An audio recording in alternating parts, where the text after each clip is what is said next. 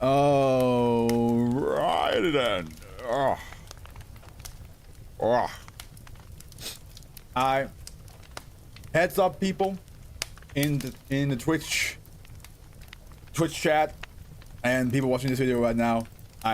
It's my hay fever time, so if my voice sounds a little bit iffy, or if I have to sniff a little bit harder, or I sneeze around, I'll try to keep it under control.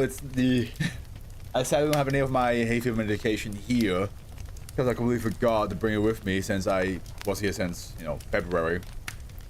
I should have thought about that. Like, oh, I'm probably gonna be here by the time hay fever season jumps in, and I'm just gonna be a whole mess. But I realize whenever I eat or talk a lot, it kind of calms down a little bit. I think it's because my nose is too busy doing everything else that it's not like, you know, actively inhaling all the pollen around me. I did close the window now, got the aircon on, got the fan on, so if there is some pollen still in here, hopefully it blows away from me. But just a heads up. Just a heads up. That's I might sound a little bit nasally, I might sound a little bit sniffly. Nothing but shattered dreams, shattered dreams. Okay, but it's been a while. How about we get started, eh? How about we get started? Dude, I got a photo from one of my mates who's like, hey, I'm doing the most you thing I can think of. And I was like, oh yeah, what's that? And he shows me a picture of him hanging out with a wolf. And I was like, how dare you? How dare you live my dream life? I'm just like over here like, you just gonna slap me with your penis, aren't you? Like, what are you doing? That is what I want. I want to hang out with wolves. I love wolves, motherfucker. All right, how about we get started, eh? I just want to get that off my chest because I am wearing a wolf shirt. One of my favorite wolf shirts, to be honest. It's just really cool looking. So,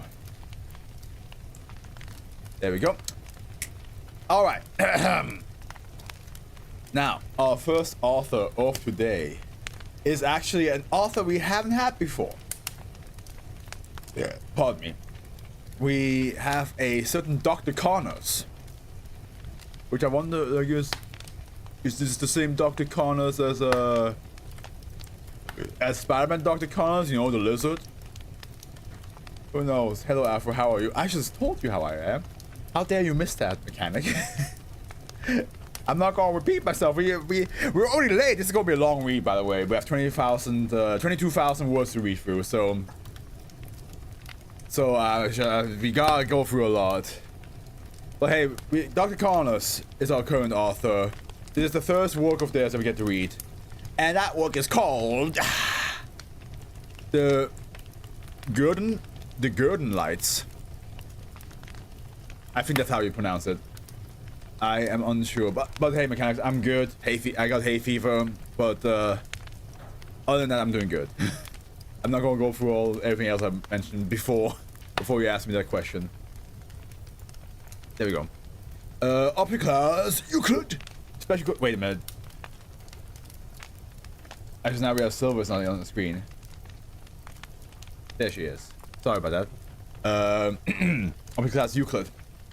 Containment procedures. A rail line that intersects SCP-2640 is to be decommissioned for all commercial or industrial traffic. A 3-meter tall electrified fence has been installed in a 1.5 kilometer square perimeter surrounding SCP-2640.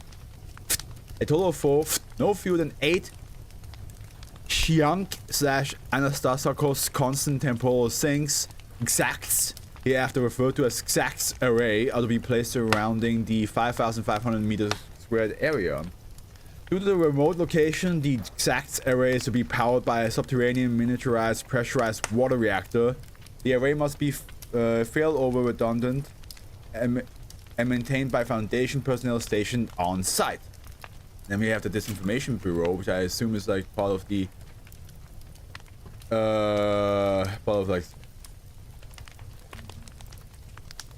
Do we read this? Before I know, Howard told me that's not necessary to read. Let me double check though. Let me double check. Howard, what you said? Words this is one of those interactive ones that have a bunch of sections. Okay. That makes sense. I mean, might as well. It's not that long. Oh, this whole thing's not that. Wait, hold on. There's multiple spots here. Okay, hold on. Okay. Hold on now. We'll see. Disinformation Bureau is to maintain the current dissemination campaign witness to -1, ultimately administered Class B amnestics. I think we should probably potentially read all of it. I'm not sure how long. I mean, there's a lot of. Okay, actually, no. Because this is part of the special containment procedures, I'm going to read this now. It doesn't seem like it mentions SCP, but I'm still going to read it real quick. Well, I guess that's everyone. Let's get started. As you hopefully know at this point, the P in our motto stands for protect. There are two kinds of protection that entails protecting the world at large from the effect of anomalies and protecting the world at large from knowledge of those anomalies. Yep. Security handles the first. We deal with the second kind. Let me give you a little background. Right now at Site 44, a bunch of folks in an identical auditorium are currently listening. Why does this feel so weird? I don't know why. It feels like it's pressing in the wrong way. A bunch of folks in an identical auditorium are currently listening to a similar orientation for the security division. The other half of protect. Security deals with the physical protection of society and the Foundation. We are the bender running around a major metro area. Security. Get a level containment breach. Security. Hostile GOI attempting to eliminate via vital personnel or require a valuable skip. Security. Any wars the Foundation fights, they man the front lines. The threats they face are the stuff of nightmares. They have high mortality rates and the only obituaries frequently covered in black ink. But talk to any of them and they swear up and down that they prefer their own job to yours every day of the week. Back to your job. The Disinformation Bureau covers the second half of protect. We protect the public from knowledge of the anomalous. The threats we face are our friends, neighbors, relatives, and every last person on this planet that's living their life as normal as possible. Everyone you know remains what they are. Please keep your normal friends, take care of your parents. Better for their mental health. But from this point forward, in addition to being your best friend, they are now also a possible leak. That goes for everyone you know and everyone you will meet. Developing paranoia is a job requirement. That sounds like fun. There will be times where you will have to do horrible, inexcusable things to others. In the course of your job, you may almost certainly will be required to lie, to embarrass, cheat, steal from, coerce, blackmail, discredit, threaten, fight, torture, cripple, and possibly kill your fellow man in defense of the secrecy of the anomalous. Whatever must be done, you will do. I would use the old cliche fail is not an option, but that would be an incorrect statement. The other option is mass panic and the end of the world, if not reality itself, because someone couldn't be asked to break a few eggs to prevent that from occurring. Security may have to give their lives for the cause, but you will lose at least part of your humanity. Many, if not all of you, come from somewhere else within the Foundation. You probably feel used to seeing and dealing with horrible things. Show of hands. Anyone from Ethics Committee? Nobody? That's not really unusual. But they're the best equipped to deal with this sort of thing. If you get a chance, go to their orientation. Really thought-provoking stuff. The Foundation as a whole does bad things because it has to. Some might think of it as our hand being forced. Others as sacrifices for the greater good. But at the end of the day, the Foundation is composed of a collection of actions done by individual people. One of those people is you. Up until now, you have been a bystander. There's been a layer of separation between you and the horrible things. You observed in the course of study, defended others from the anomalous. Maybe sometimes even requested something that you knew would end poorly, but had to be tested to be sure. That's enough to give any normal person nightmares, maybe some mental trauma. This Information Bureau takes you a level further. It will get your hands dirty, and it will get to you. If you're on the field detail, you're burning down a house with a family inside of it because Mr. Simmons has put two and two together about what really happened to his brother. He's accumulated 3 years worth of knowledge and contacts. A straight up hit would be suspicious. Amnestics even more so. As part of the Disinformation Bureau on the External Affairs, it's your job to deal with it quickly and quietly.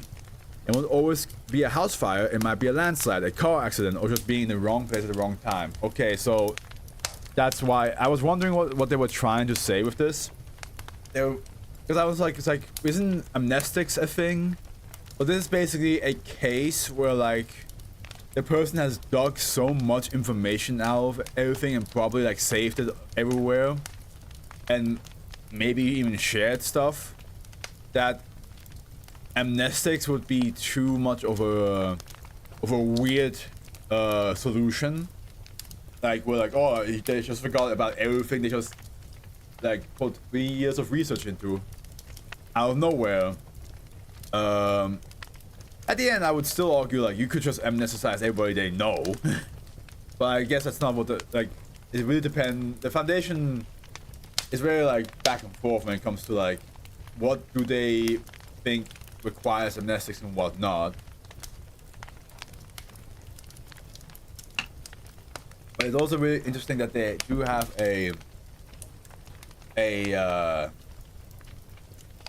how to say this, a faction in the groups that deals with, you know, getting rid of people. that seems a little bit intense to me, honestly. I would just be like, guys, should we not just try to amnestize everybody instead of, you know, getting rid of them for good? Like, is that... You're not watching the house or telling someone else to do it. You're carrying the kerosene and lighting the match, locking the doors and barring the windows, smelling the smoke and hearing the screams of agony, digging through the rubble and checking the bodies, finishing what the fire didn't if required. If you're dealing with information control, it's less gritty and a lot more psychological. This gets divided again into 2 halves. Okay. First half is about cover-up narratives. That's what I do, actually.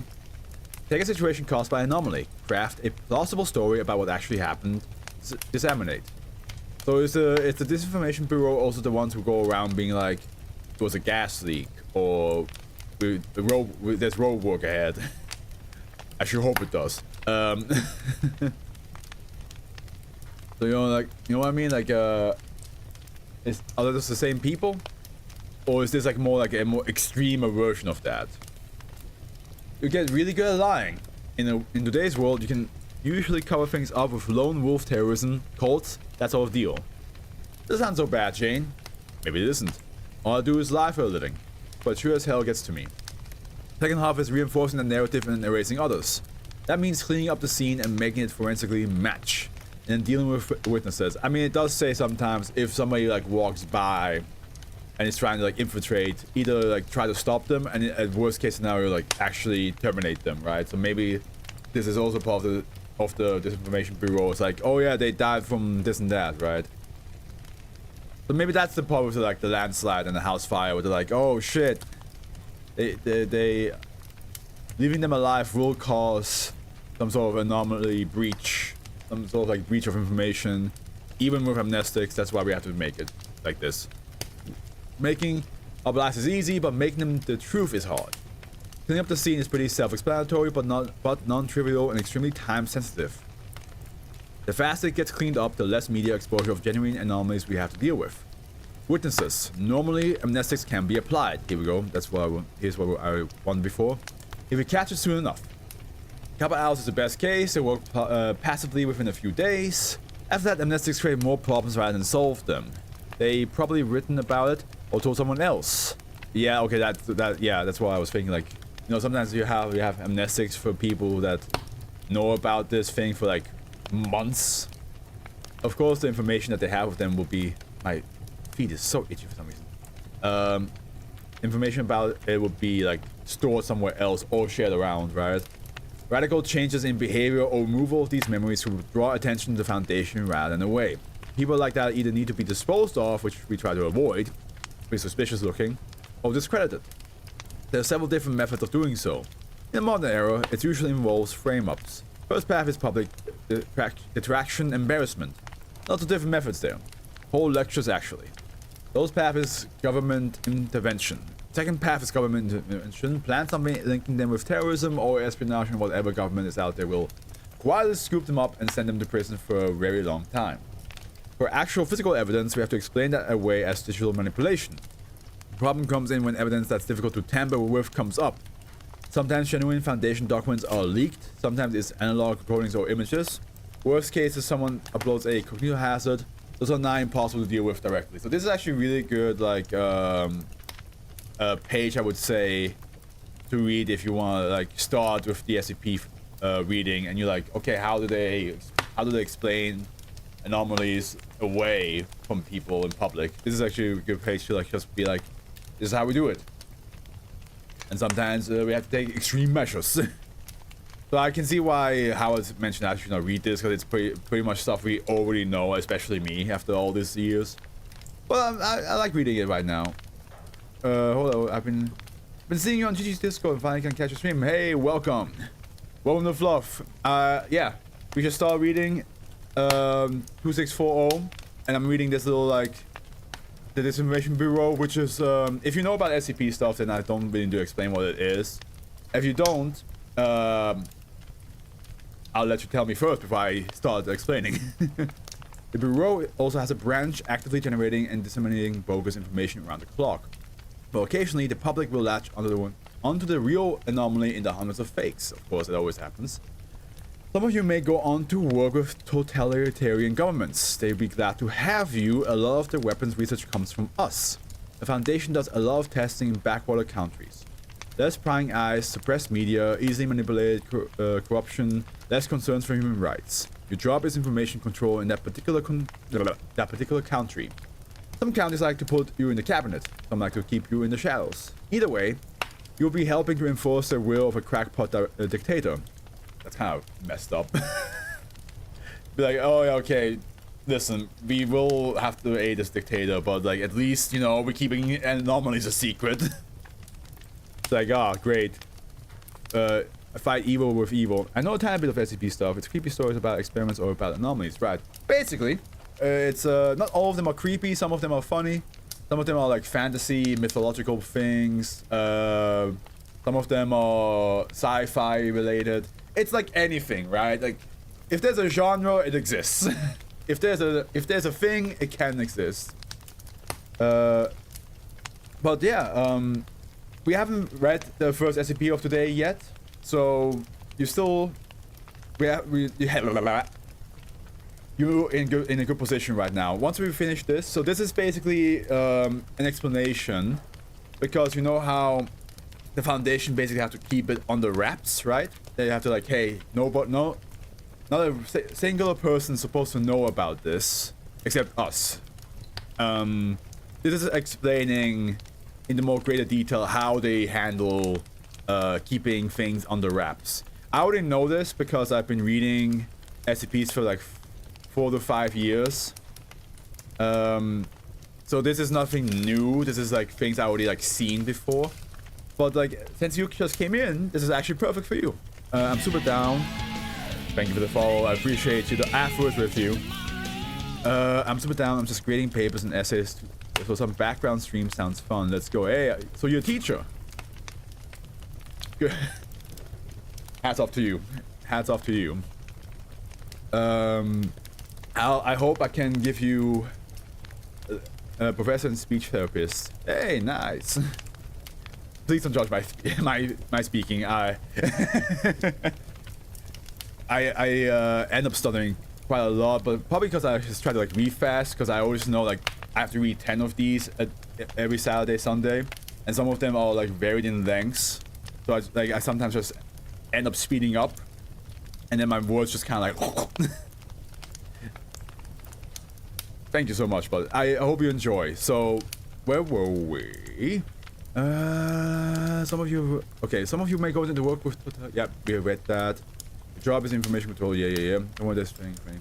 Some of you will liaison with the Internal Security Bureau or the Ethics Committee. You will have another orientation with them, but you'll be doing basically the same thing you would be otherwise, except internally rather than externally. That's one of the few places where even I don't have all of the pieces, so I can't really say too much there. And there's hundreds of other positions, all with vastly different job descriptions. The only thing that they have in common is that all of them, more or less directly, fuck with people's lives and how they live them. It's a lot to deal with. You were all selected for these positions due to your aptitude for the tasks, mental resilience, and a previous willingness to do whatever is necessary. The training courses deal as much with coping with your job and what it entails, almost more than actual skills. This presentation is a sort of higher level overview of what you'll learn in the next couple of months, and what you'll be doing after that. You'll start learning specifics later on. I will now take questions. You, with the purple tie. Who am I and why am I here? My name is Jane. I did not realize it was a woman this whole time. But too late now, they gave her this voice. My name is Jane Mossberry. I'm the department head for mass disappearance of co-ops. I'm here because I drew the short straw. Navy pantsuit. Is it bad as I make it out to be? That's really for you to determine for yourself. The hours are fortunately pretty merciful, and the benefits are pretty nice, but the stress will mount over time. I'm not sure I would call it job satisfaction, but there's some small tingly feeling from being an integral part of a conspiracy that the theorists could hardly imagine. That's all discounting how well you put up with the task required of you and the paperwork. Black Polo. Psychiatric counseling is available, strongly recommended. Support groups meet on Tuesdays, information on the bulletin board. Next question. Black trench coat? Sorry, my apologies. Other black trench coat. Travel. Varies depending on your position. Off the top of my head, field cleaners, agents that go in and out, in and clean up anomalous incidents before anyone can get to them. Travel frequently. Contingency plans require less. A lot of the digital folks never travel at all. Original black trench coat. My personal actions. Unfortunately, I can't really discuss those. We have an extensive archive of past actions and responses, but a lot of it's classified, some expunged. I can't recall which is right now, but if you really want to know, you can look me up in the archive. Is that all? Well, if you have any others, feel free to find me in my office or at the canteen. Nearly forgot. In one of the few upsides of being in the Disinformation Bureau, our canteen is full-fledged bar. Wait, that's new. Red drafted. It's not redacted, it's red draft. That's a different one. In the tradition of orientation sessions finishing with some kind of refreshment, I've arranged for an open bar. Whether you nurse or drink, whether you nurse a drink or down it, it's your decision. So interesting that we get this Information Bureau with this SCP, because again, this is a thing that the very first SCP talks about is like the foundation groups that try to like cover up stories like, oh hey, this right here, this schoolhouse that for some reason you know, shifts its internal rooms all over the place. Earthquake. So you cannot enter right now. We're trying to fix this. Like, so the fact that we're getting so the disinformation is to maintain the current dissemination campaign. What is this attachment to be? So it's basically saying that the Information Bureau probably has a busy time with this one, which I don't think. Again, I don't think it has less of a busy time with most of the SCPs I read about. So again, interesting that we get to hear about them here. I'm the same about judging people. Cover up like the Men in Black does. I mean, that's what the whole foundation is about, right? Secure, contain, protect. Secure anomaly, contain anomaly, protect humanity. And as we read before, protect not only means keeping the anomaly away from humans, but also keeping the knowledge of them away from humans. So that's the whole shtick of SCP, right? Is that we read them because we read them as if we just hacked the system and we're getting all these logs. But the Foundation's job is to make sure that nobody knows about these things. Description. So, okay. Now, Steph, we're gonna read what the SCP actually is about. The name of it is called the Gurdon Lights. I assume that's how you pronounce it. I actually have no idea. Actually, let me see. It's got in the word. There's a name. There's a John Gurdon or Gordon. No idea. Oh yeah, let's see what it's all about. Which we do have another page here, which I wonder if this leads to a different SCP. Oh, it's a Whoa, whoa, whoa, whoa. Okay. Let's see what this is. Let's actually just read. Let's just read because we have more stuff down here. This is going to be longer than I thought for the first one. Description. SCP-2640 is an unstable temporal anomaly centered on a 5,000 meter square area near Gurdon, Arkansas. Oh, it's a place. How is it a real place? Hold on now. Is that a real place? I'm not. Arkansas. Oh, it is. Well, I'm not American, so I did not know that. Okay, so it's basically just okay, Arkansas. The area is a heavily forested pine thicket, bisected by a Union Pacific Railroad line that runs from northeast to southwest. The railway features one iron trestle bridge, which is the epicenter of SCP-2640. No other vehicular or pedestrian roads enter the area affected by SCP-2640. If someone's brave enough to speak on the whole internet and isn't a bad person, then they deserve to be protected. That's a speech therapist in me advocating. Oh, we get research too. Loved it. Yeah, no, I try. Well, if you mean me, yeah, I always try to like double check things. I'm a huge nerd, so at the end, like if I see, especially if it's mythology, if mythology is involved, you betcha. I'm not gonna swear because I'm not sure if you're comfortable with that. You bet your butt I'm gonna look into it. Arkansas. Yeah, you could say Arkansas, right? Yeah, yeah. Oh yeah, that's Arkansas. Oh, Castaway. Thank you very much. You bet your ass. And it's up to you at the end to like think if I'm a good person or not. I've been told I am. But I don't go around being like I'm a good guy. I just try my best. I just try my best at the end. In Swedish we say, brother, how in the look me in the eye, brother. Look me in the eye. How am I supposed to know how you're gonna say this in Swedish, eh? Eh? Now tell me.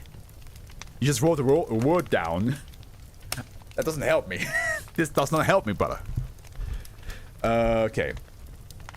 Within the area of SCP-2640-1 may manifest that.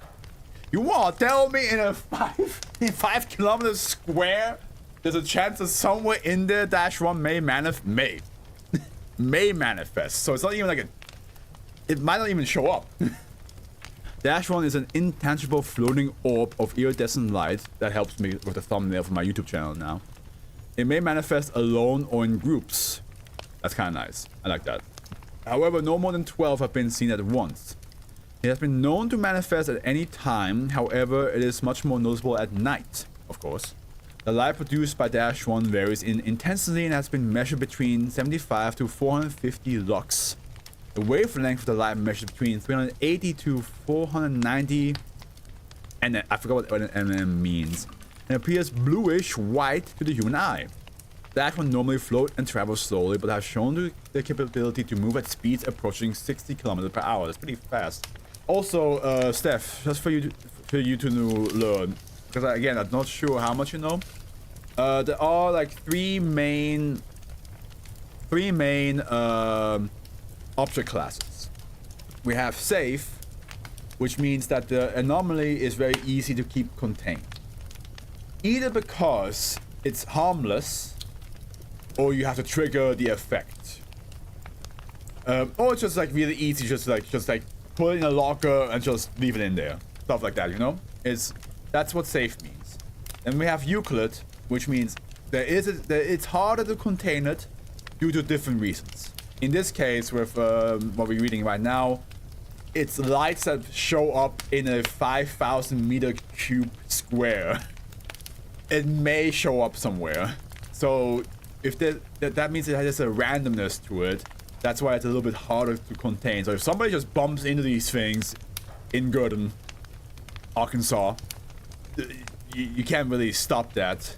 And that also explains why the Disinformation Bureau has to maintain a campaign there, because not only is it a big area they have to keep checking, But again, the chance of somebody seeing it and not telling anybody or telling a small group of people is also pretty high.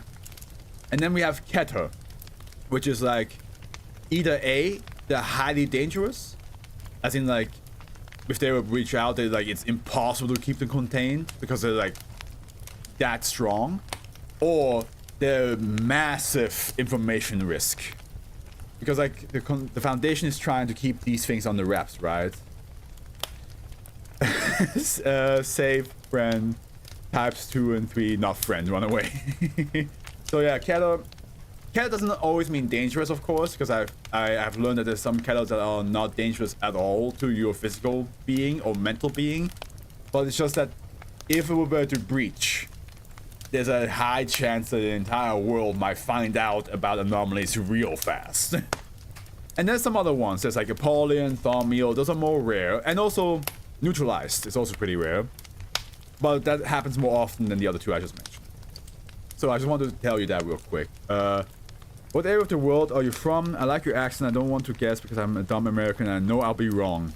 I mean, you can guess if you want, so. Mechanic, you should not tell. Nah. Why'd you give the answer? But yeah, I'm from Switzerland. Born in Brazil, adopted into a Swiss family, raised in Switzerland. But yeah, that's yeah, at least, you know. Oh no, I messed up. I'm going to guess Germany, so I would have been close. Yeah, no, it is close. I do speak regular German and Swiss German. I learned English in an international school while in Switzerland. So I learned the American English most first, and now I live in the UK. I go back and forth between Switzerland and UK, so I might have like a weird mix of everything happening in my voice. When an instance of -1 measures under 150 lux, it does not show any response to stimuli or environment. In instances measuring over, this is taking me quite some time to get for the first one. We still have 9 more after this. Over 150 lux, it will interact with human presence following. I think because I'm really excited that Steph has joined us. Because it's always nice to have a new face. And Steph, if I may be so bold, if I may be so direct, you exude some very chill vibes. Some vibes that makes me go like, I want to just talk to this person. So we might be here for quite some time. I already like measured that we probably will have a 4-hour stream today, but it might be 5. It might be 5.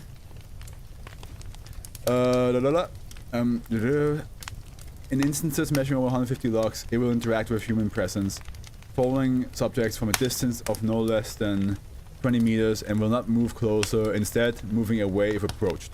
Conversely, instances approaching 450 lux are very active and will often interact with subjects. In rare instances, -1 has been shown to float through a subject. In these instances, subjects report a feeling described as being suspended in liquid or floating in a swimming pool, although they show no outward changes. That's kind of nice. What, did you subscribe? Did you just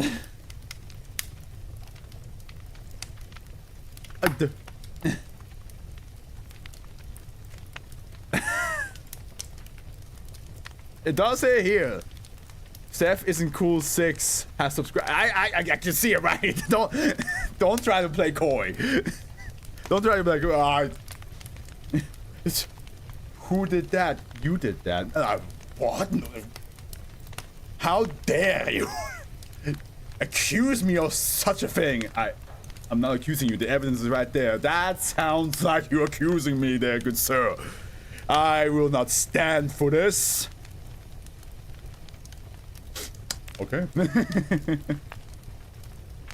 you imagined it. You see, this is what happens when you read SCPs for too long. You start seeing the world in a different way, and then like you just go insane.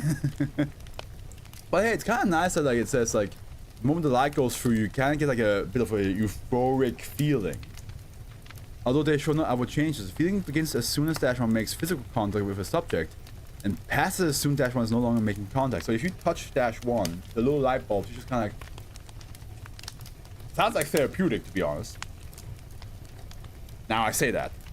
But we know how SCPs with good sides sometimes, very often, 80% of the times, have a massive downside. You don't see the boys in the water or whatever. Hey, nice call. Nice call. Instances of dash 1 are incapable of leaving the area affected by SCP. Aha, here we go. Wait, no, that's dash 1 by SCP-2640. When they reach the boundary, instance of dash 1 will decrease in luminosity until become invisible. I mean, it's still like 5,000 meters squared is massive area to just float around. Addenda. Dash 1 has been colloquially known to local residents as the Gurdon Lights, which we have. Wait, is the Gurdon Lights actually a thing? Is that an actual urban legend? Yes! Oh, I'm always down for urban legends being made. Oh, yes. So what's the actual the explanation of Gurdon Light? Gurdon, I don't even know.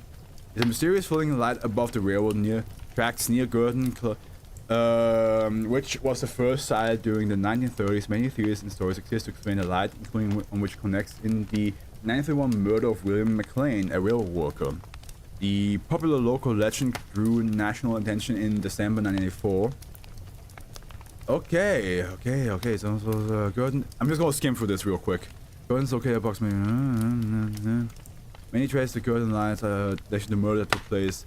William. Automated area. The Gurdon Lights was first like. Okay, interesting. So in the actual urban legend, though, it's connected to murder, though. But here, the Gurdon Lights give you a sense of euphoria, of like uplifting feelings. So let's read on. Let's see what it has. Maybe murder is still part of the story. Maybe it's still part of the story. Oh, the spook light and private containment was a tourist attraction, particularly around the holiday of Halloween. Local legends and mythology attribute dash 1 to the lantern of a railroad worker who was killed. So that's part of the urban legend we just read. Who was killed when he fell into the path of the train. The legend states that the man's head was separated from his body and was never found. Ooh. And the light that people see comes from his lantern as he searches for it. Actually, now that I think about it, why does this sound familiar? It sounds kind of familiar now. Maybe I have heard of the Gurdon Lights before, and I just didn't like associate the name with the legend. That is creepy though. That's good creepy stuff right there. Especially because, and I'm sorry, but American rail tracks. That shit's not. That is. Listen, I'm spoiled by Swiss trains. Okay, like. So when I see videos of American trains, I'm just like, God. So this information bureau campaign explains that dash 1 is caused by the discharge of American trains are horrifying. Exactly. I feel bad. Like, I feel like America would be so beautiful if it had like high quality train systems. Like imagine like if you had like fucking the Shinkansen from Japan, well in America, bullet trains just traveling across the US with that thing. That would be awesome. Oh, piezoelectricity from the stress of underground quartz crystals in the New Madrid fault line. Further, the current containment protocols have been enacted for the safety of the general public as the piezoelectric discharges have proven to be dangerous. My hay fever acting up and again. SCP personnel on station for containment of SCP-2640 have explained as scientists employed by the Federal Bureau of Land Management to analyze the phenomenon. How American trains are horrifying? It's just that, like, from what I heard, is that America has not really updated the tracks or like how the trains in a very long time. So it looked like I think they have a lot of like train crashes, or at least, you know, more than it should have. America would be more beautiful if we had a lot more things, but that's another conversation for another. Yeah, I mean, yeah, don't get me started. Like, I feel bad for people that I care for in the US. I'm just like, oh god, you guys are going through it. Also, and busted. Okay, yeah, exactly. Okay, so let's see what we have in the documentation access. Ooh, we have an interview. I get to show my voice acting to Steph right now. Hopefully I can do a good impression.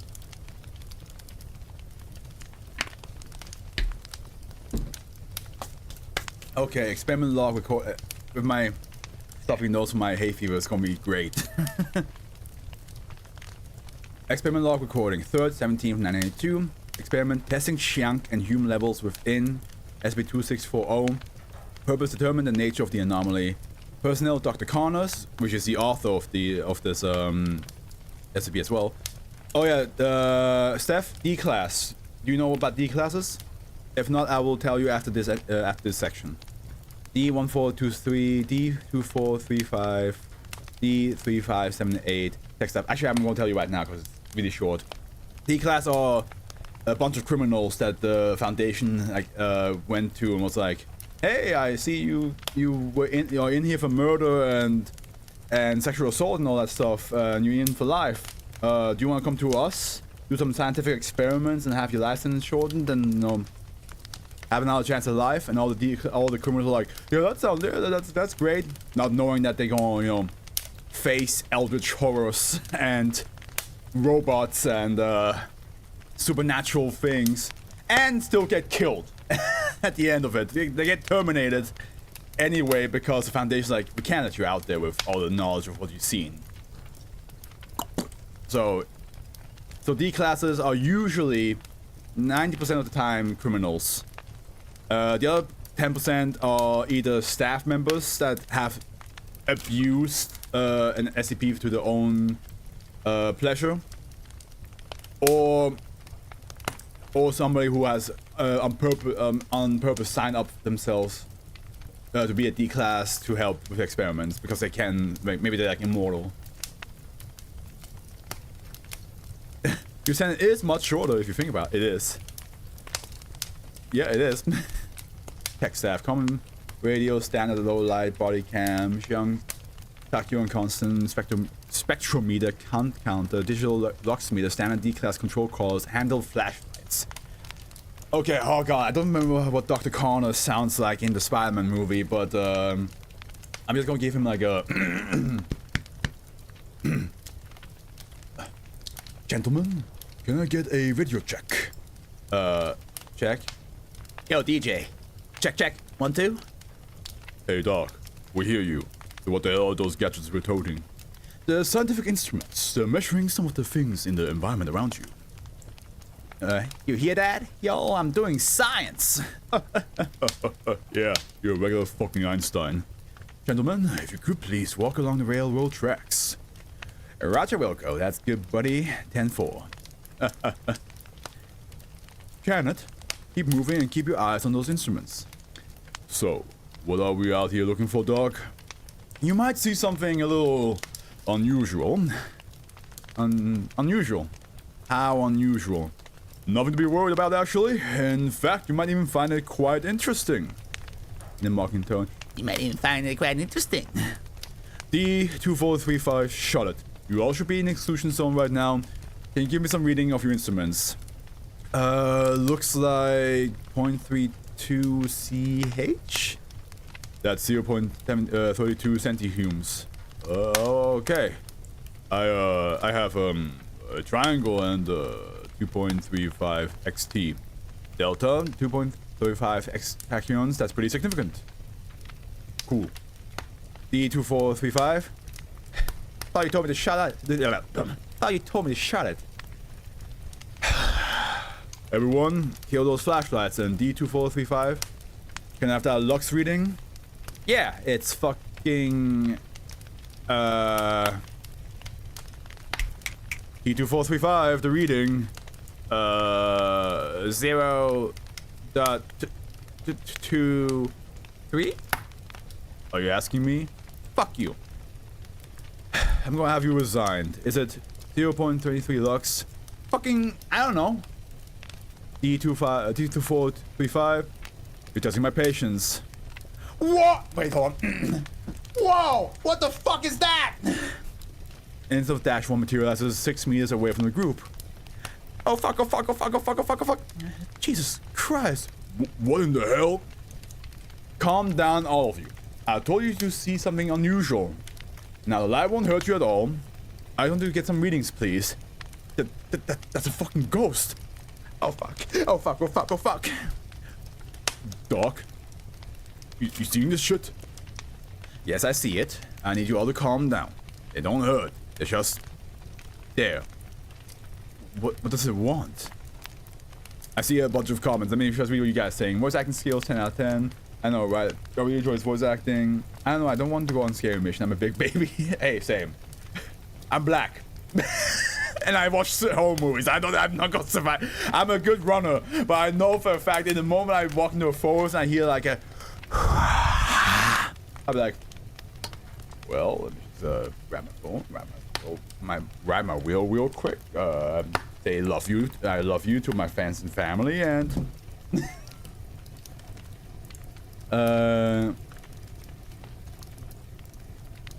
you will be the one the first to go, Fred. I'm sorry. Actually, you know, I would not be the one the first to go because I'm not even close to anything that is any chance of supernatural shit happening. So I'll be fine. I have written enough information down. The moment somebody's like, hey, you want to go to this abandoned museum or abandoned like mental asylum, I'll be like, no. And afterwards, don't come to my house. Stay away for like 2 months and then text me if you're good. That's what we're trying to figure out. If you could please point your instruments towards it and give me some readings, please. Okay. I have 0.34 centihumes. I have delta 17.78 xt. That can't be right. 17.78, 17.79. Oh wait, sorry. 17.78, 17.79, 17.80. That's very high. Is that bad? No. D2435. Lux reading? Silence. D2435. Man, fuck this Ghostbuster shit. D2435 begins briskly walking back to the way he came. The light follows him quickly. Oh, fuck! Oh, shit, man. D2435 seems to freeze in place as the orb passes directly through him, then falls to the ground, flailing. Oh! What the hell? I can't swim! Oh, shit. Are you okay? D2435 thrashed on the ground as if intending to swim. See, I knew it! I knew it. So, when it says here, just being suspended in liquid or floating in a swimming pool. Okay, so maybe it's not like a good feeling. Maybe it's just a feeling of being in liquid. And then once they pass, they feel like they're drowning. Ugh. What do you mean you can't swim? Ah, shit, I can't fucking swim. I don't want to. Wait. What? D2435 sits up and quickly pats his chest, his head, his forearms, examining himself. Fuck? Suppressing laughter. Did you get the Lux reading? What the fuck just happened to me? A glowing orb bounces around the group as they're trying to collect themselves. We haven't figured it out yet, but we think it wants to play. Play? You're fucking kidding. No, they're harmless. Really? I feel like I just got thrown into the river. Yeah, that's a side effect of contact. We're trying to figure that out. But I'm not wet. Your pants are. Man, fuck you. Lux reading, please. 367. 367 Lux, thank you. You may all reactivate your flashlight and come back to base camp now. You goddamn right, I'm gonna come back to camp. And recording, footnote, the findings of difference between Delta 2.35 XT and Delta 17.8 XT is significant. This may be one of the strongest localized temporal anomalies on the planet. It has proven to be unique in the fact that while this particular anomaly in the local Zufsky field is quite large, the application of the exact array has effectively kept it from geographically spreading further. I hypothesize that Dash were not actually life forms from another time period that we can see visually due to the anomaly, yet cannot interact with without rupturing the Rzewski field and causing irreparable damage to the time and space continuum. That would be interesting if they are a soul or some sort of physical manifestation of another dimensional being, and maybe being in contact with them. Maybe they are in a world that's like filled with water. Maybe where Arkansas is, it's actually not land but water in their dimension. No, that's totally fair. I was just joking with him. So, Afro has enough CM SCP room. He has the best supernatural experiment. Well, if we were in trouble, we should probably call Afro, even though he just said he'd tell everyone to go away. Exactly, bro, like the doctor. Bro, like the doctor. He's like the final boss. No, but for real, obviously be the first to die. Comes in legally blind. I do the dumb trip over the branch thing. Afro is just a giant anglerfish. I'll just be like, I'll be the guy in the horror movies that just knows a little bit too much about the situation. I don't know what happened. I found these tracks and ever since then I heard this sound in the distance and our friend was gone. Werewolves. What? Werewolves. It was full moon last night. Werewolves. And if a worst case scenario, Wendigo. Wendigo. So I'm just saying you're fucked. Instant log, 3rd, 1st, 1997. So yeah, we have some more stuff to read here. We are so slow with the first one, but I'm having a really good time. Don't get me wrong. I'm just worried that we will be here till like 3 in the morning on my side. An EF4 tornado made landfall near the 2640 exclusive zone, causing a piece of debris to damage the northernmost exacts. And here we have the Gurdon times a look back at the tornado of 1997. March to. Is this like a video or? That cannot be. Okay, well, we cannot access it. But we have some access denied. The resultant breach facilitated the installation of a failover system of the exact array. I would be like Shaggy from Scooby-Doo, to be honest. And find out go first. Shaggy doesn't like to go first, though. He's forced most of the time to go first with Scooby. Because the gang is like, the rest of the gang is like, there's nothing scary in here, and like, go in there, Shaggy and Scooby, and then they see it. You know, this is why I keep saying this. I don't like Velma in the original Scooby-Doo show because Shaggy and Scooby will always come to the gang and be like, we just seen the craziest thing ever, and Velma will be like, that doesn't exist, you didn't see that. And I'm like over here like, Velma, it's been 10 episodes of Shaggy and Scooby seeing something, telling you that they saw something, and you straight up rejecting them and denying what they saw, just for you to later on bump into the same thing anyway. Why not just instantly believe the two people that constantly see the scary thing first? Like, you know what I mean? Like the first like 3 to 4 times, I understand. Like, hey, ghosts don't exist, zombies are not real, ghouls are not real. But after like that, I'll be like, we just saw a phantom, and they're like, okay, guys, be careful. Let's be careful because we might actually find something. But of course, at the end, it's like, you know, it's a guy in a mask. I'm not saying that Velma needs to, like... You know how Velma loses her glasses? Me. Well, but Velma survives thanks to losing her glasses sometimes. Because, like, sometimes the monsters trip over her. Alright, so we have, McLendon at Foundation does, password... Twas Containment breach report. Oh, a containment breach.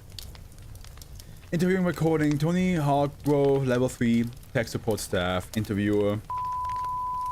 Staff debriefs of a first 97 breach incident. Okay. You know, Scooby is actually an alien. Yeah, in one of the different versions, he could be an alien. Yeah. In the other version, he dates an alien, so which is my canon. Sir. I understand you're upset. If you could please just start again at the beginning. Okay. Okay, sorry. I was at the facility with the staff. Everything was fine. We were expecting a little weather, but nothing like what hit us. 1 minute we were just sitting back, monitoring, and the next, a tornado hit. A big tornado. I never seen one in my life, and then all of a sudden we are just in the middle of Mother Nature's fury. The building started to come apart. Trees were snapping all around like toothpicks. To be honest, I didn't give a damn about 2640 at that particular moment. I hid on my desk. The rest of the crew, we just all tried to ride it out as the best we could. And the aftermath? Everyone was okay. We still had power, the reactor was alright. But the exact sink on the northern boundary was down. So there wasn't really any time to regroup. I sent the maintenance team out to find out what was wrong. I figured the tornado damaged it. You said earlier that it did. Yeah. Well, those big pine trees just fell right on it. Crushed to bits. With a backup sitting in the storage, so they came back to get it. With all the trees down, travel was slow. They came back and got it, and headed right back out. It was dusk and still raining, so it was very dark. Then what happened? Trevor, my 101 tech, comes on the radio after a little bit. He says that Dash 1s were really out, that they were really beautiful tonight. I told him I wasn't surprised. But they're already down, they'd probably really be glowing. He said there were dozens of them. And then he just went quiet. Time passed. He didn't check back in. I thought maybe his radio just got wet. No big deal. So I sent Butler out with a spare and a camera to re-establish contact. But he never made it. No, he didn't. What then?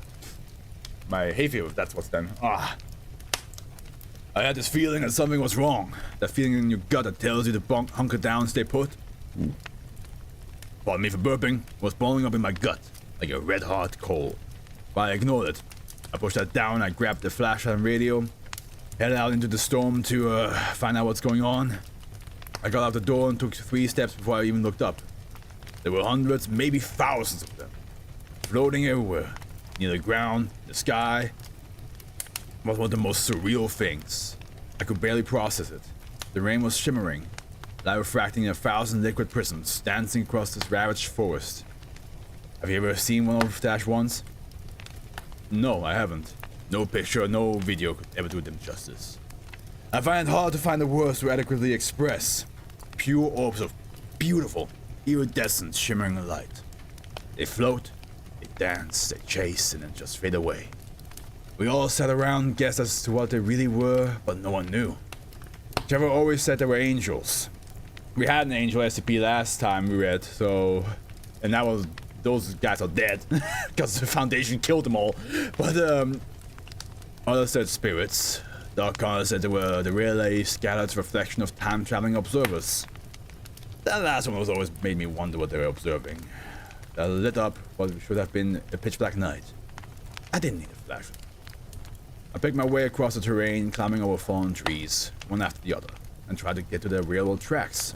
I thought it would be easier to travel on the tracks than to pick my way through this insane, carnivorous jungle. I got maybe 300, 350 meters down the tracks, when something in the culvert caught my eye. An odd reflection. I went over to look at it. It was a spare exact sink. There was blood on it. Go on. I was shell-shocked. I couldn't understand. Oh, this is a long one. Let me just read what you guys are saying. A mystery incorporated in an ancient race turned into animals and mated with them in the motor. Yeah, that is, I know. It's kind of the more you know, the space. It's crazy that the series 10 is coming September. It isn't even finished yet. Damn. So many series for me to left to read. But yeah, Missing Incorporated is like a version of Scooby-Doo though, so that's the thing about Scooby-Doo, because there's so many different versions, there's different canons. Okay, here we go. I was shell-shocked. I couldn't understand. For a moment, why would it be here? The more I looked at it, the more I saw. This thin, rain-washed blood was on the sink, on my hands, dripping away with the increased saturation. It was on the ground, staining the white gravel of the railroad bed, making thin red puddles in the clay. I looked around at the Dash 1s. I watched them for a few seconds. They were racing back and forth across the sky, through the trees. Something was different about them. Something was off. I couldn't make sense of it. I've been watching them for years now, but they just look different. I can't remember how I first saw it. Right behind the orbs, there was a spot where the rain just wasn't. Like it was bending around some invisible mass, some great thing behind each orb. And once I saw it, I couldn't unsee it. It was too much. I took a step back reflexively, as this new information hit me like an impossible heavy thing. I lost my footing. I slipped down into the ditch, which was rapidly filling with water. I stayed there. The coal in my gut was white hot now. I couldn't ignore it. I clutched the damn sink with both hands and just froze there, trying to suppress the urge to vomit. One of the orbs, it just cruised right by me. I could feel this enormous thing, this void where the rain used to be, as it swam by me. Silently, I couldn't explain why, but I knew it was looking for me. I held my breath.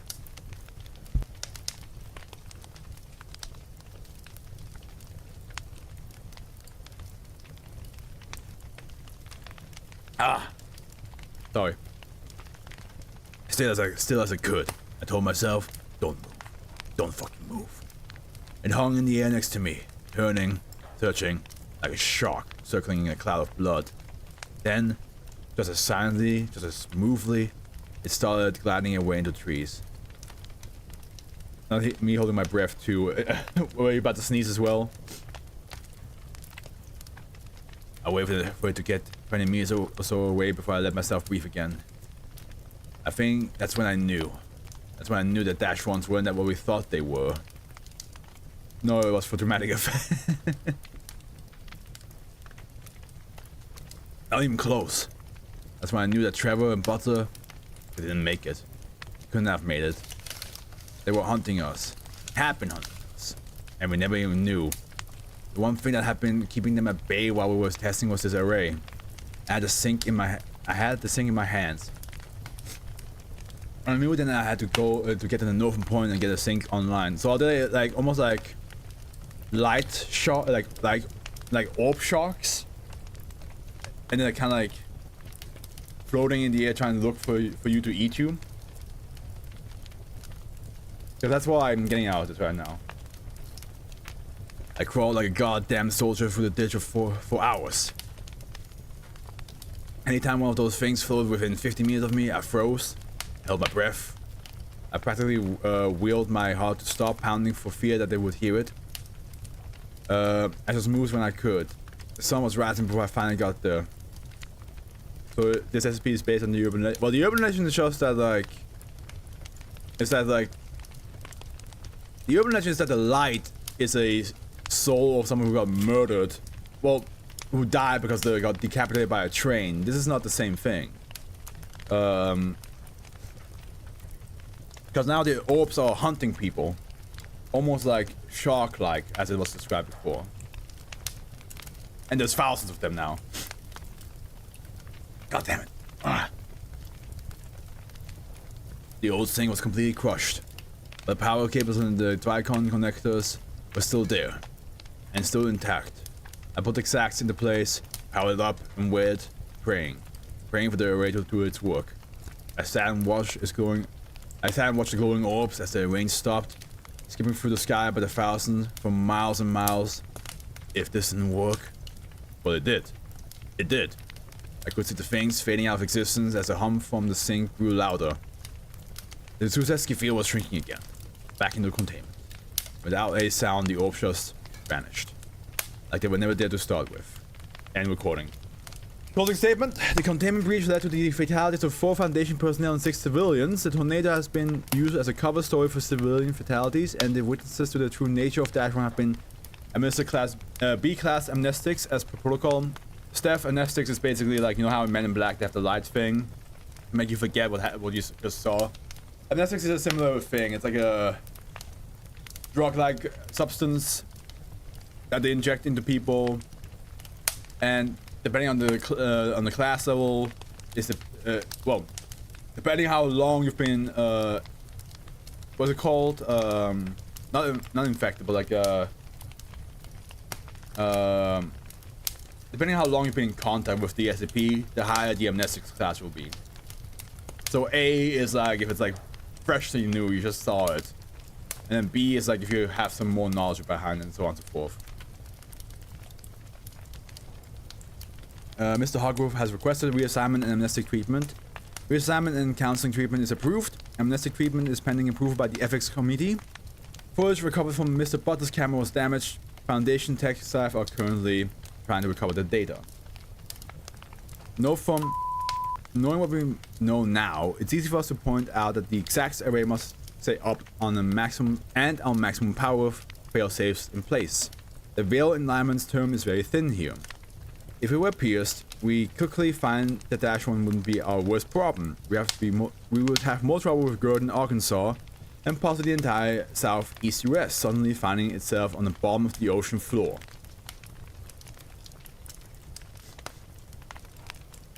At the bottom of the ocean floor. Interesting. So, okay.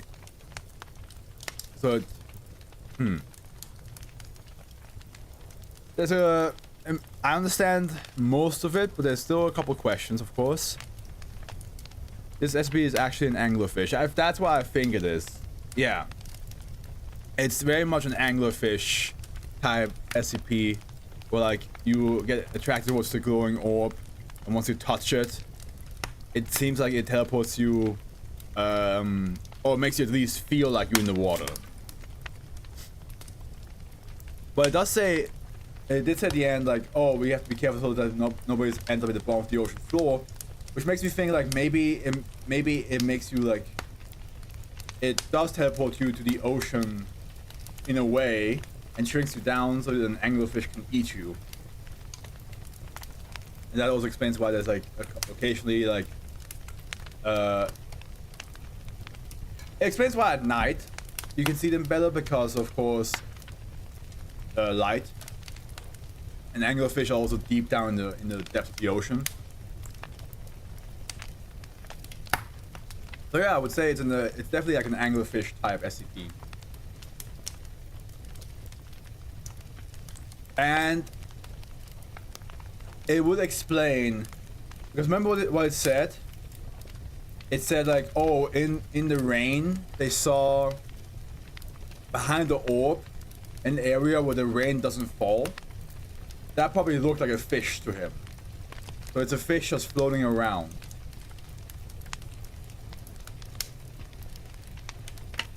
Awesome. That's cool. I like that. So Steph, how is this for your first SCP that I got to read? While you answer that, I will look up next off of the next one.